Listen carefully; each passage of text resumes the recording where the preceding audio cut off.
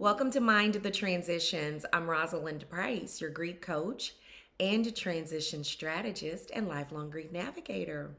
I'm back from my 2-week vacation and I'm so excited to be with y'all in the space as always.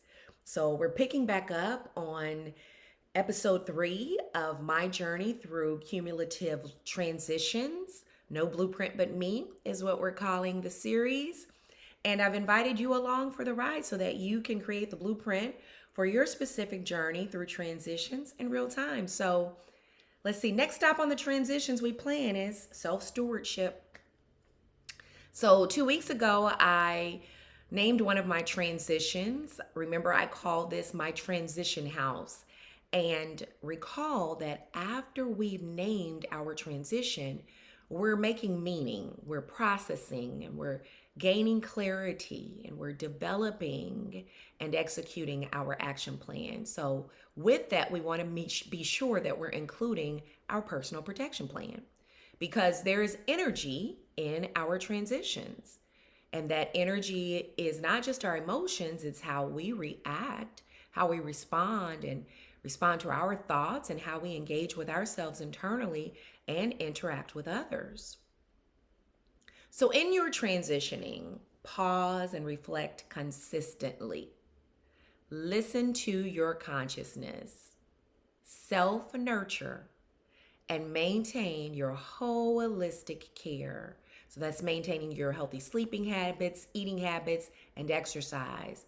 And also maintaining management of your personal life responsibilities. You don't want to put that to the wayside. And really important is maintain your private space, your healthy relationships, and boundaries. So with that, let's name another transition. I'm naming my next transition, or my other transition, leaving home, coming home. And that's the transition of my personal relationships and current and new. That's my friends, my neighbors, my personal care partners, my hairstylists, my nail techs, my medical team. And it's often something that we minimize, and we have challenges in processing and often being vulnerable and honest with ourselves and how we navigate it. So when you first hear people talk about or respond to your transition, or even your emotions with that, they too are processing their emotions around the event. And they will be processing that in real time. And although there is some empathy in there, or excitement, depending on what the transition is, or emotions around that, underneath that, they are making meaning of what this means to them. Now, your primary focus is not to coach and support them through the process. Your primary focus is always on supporting yourself and assessing and accessing the support that you need.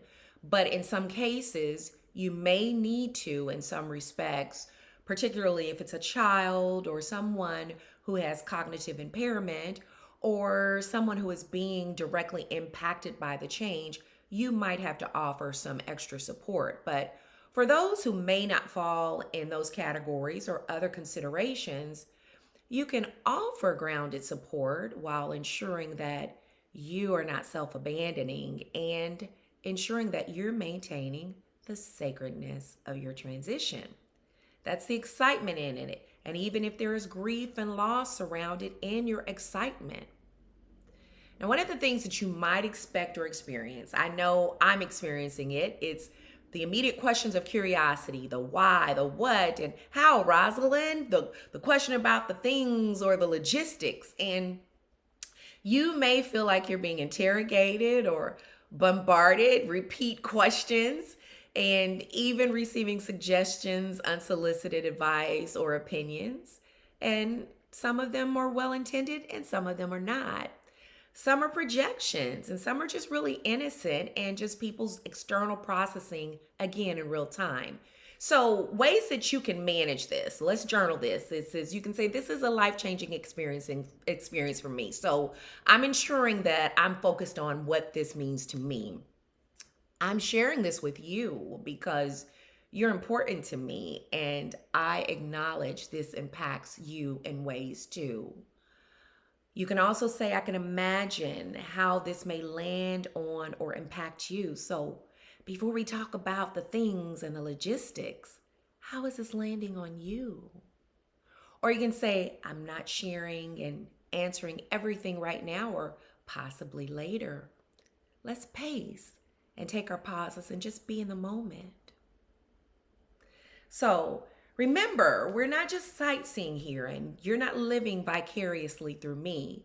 You're focusing on the transition you're going through now, or perhaps a transition that maybe you mismanaged, didn't know how to handle, or avoided in the past, but still present for you now. So I want you to ask yourself, have I named it?